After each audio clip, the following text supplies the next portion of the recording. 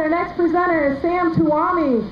Sam is the owner of Outpost 515 Productions and is very active in the Iowa independent film scene. For the last 7 years, he has not just produced, but successfully and amazingly produced the Des Moines leg of the 48-hour film project.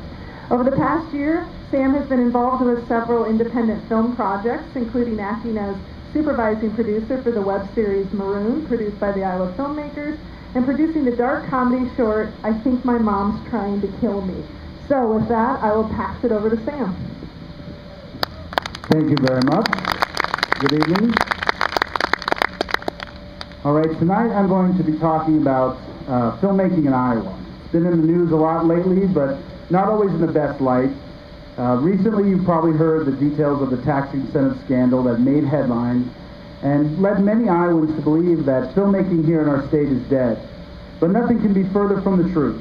Tonight I'm going to share with you some behind-the-scenes insights into filmmaking in Iowa and why it's thriving. But first, a little bit of backstory. Back in 1988, Ronald Reagan was in his last months of presidency, and a small town outside of Dyersville, Iowa, was having something magical happen. It involved a huge Hollywood cast and crew, including Kevin Costner, James Earl Jones, and Ray Liotta, and they're about to showcase Iowa in a little film called Field of Dreams. For several weeks, Hollywood was spending big money here in Iowa. Field of Dreams went on to be widely accepted by audiences and was nominated for 3 Academy Awards. The film's popularity also helped usher in a catchphrase, "Is this heaven?" What's the rest? No, it's Iowa. No, it's Iowa. And how true that was. The positive trend continued in 1994 with the shooting of The Bridges of Madison County. Clint Eastwood and Meryl Streep headlined a cast that shot for weeks in Winterset and Idell, Iowa. The film was very well accepted and again showcased Iowa in a very positive light, which prompted lawmakers to try to come up with a way to bring filmmaking here permanently to the state of Iowa.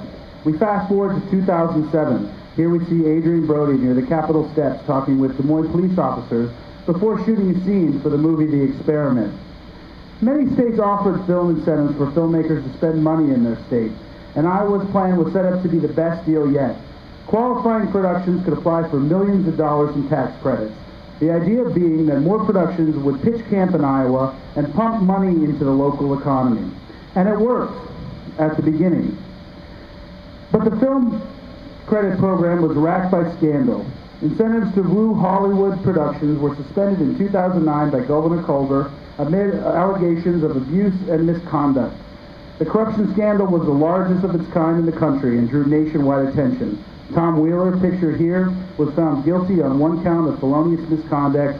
The Iowa Film Office was closed, and many said that film in Iowa was dead. But what I'm here tonight to do is show you a little bit of my experience with filmmaking in the state of Iowa that's happened over the last year. It's not all big budget filmmaking that's happening here in Iowa, but it's also independently produced material. That's the best way I can show you what's going on in the state of Iowa's filmmaking. Right here you see a slide from the film Melody, which we created in October 2011. Several filmmakers from around the Des Moines area came together to shoot a short horror film in just 72 hours.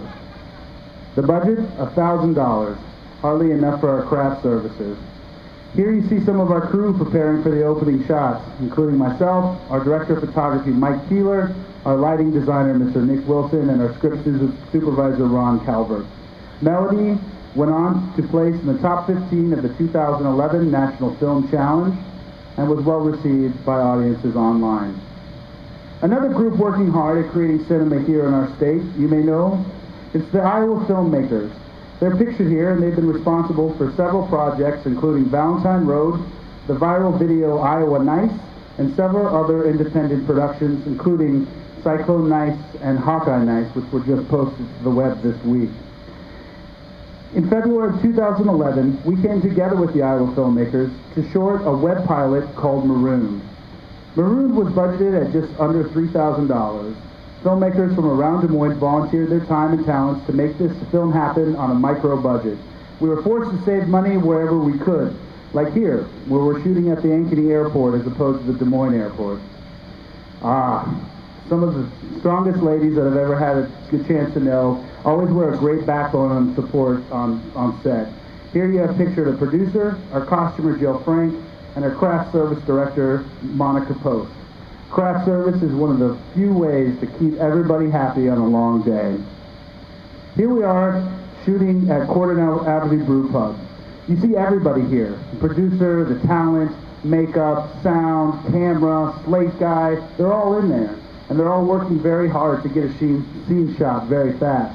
We only had the restaurant for another hour before they opened for breakfast.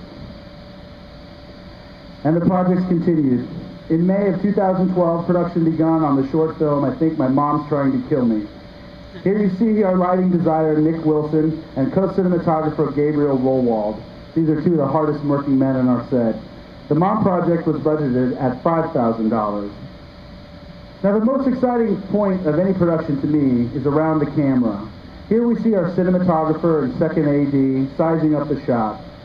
Recent advances in technology allow independent filmmakers like ourselves to produce higher quality images on reduced budgets. Here we are shooting high definition on the Canon DSLR. This next picture shows our director, producer, and star, and an 8mm camera. You see Jeremy Smolik, myself, and Mr. Ron Lester. After a shot of him rolling in the mud and actually eating some dirt that morning, you may recognize Ron, or maybe not, for such films as Varsity Blues and Not Another Teen Movie. Here we get a glimpse of 4 filmmakers in action. You'll notice on the bottom you can see Nick Wilson there holding the lighting card. Joe Clark, who's a talented young filmmaker from Iowa City who just finished a feature presentation with Reginald Bell Johnson. Myself with the Super 8 camera, and Mr. Mike Keeler shooting on our DSLR, all amongst the beautiful backdrop of Des Moines. I'm always struck by the level of talent we have around us. Here Michael Davenport portrays Wally in the scene. The one thing that I found as a producer in the city is that we have no shortage of talent and people that can make it happen. They're all right here in our backyard, and it's wonderful to see them work. The last slide I'm going to show you tonight is basically how I can tell you that Iowa still has a very alive film community. Looking at the faces of the crew of I Think My Mom Is Trying to Kill Me, I know from the memories and the experiences that filmmaking is very much alive and well, and we hope to keep those cameras rolling. Thank you very much.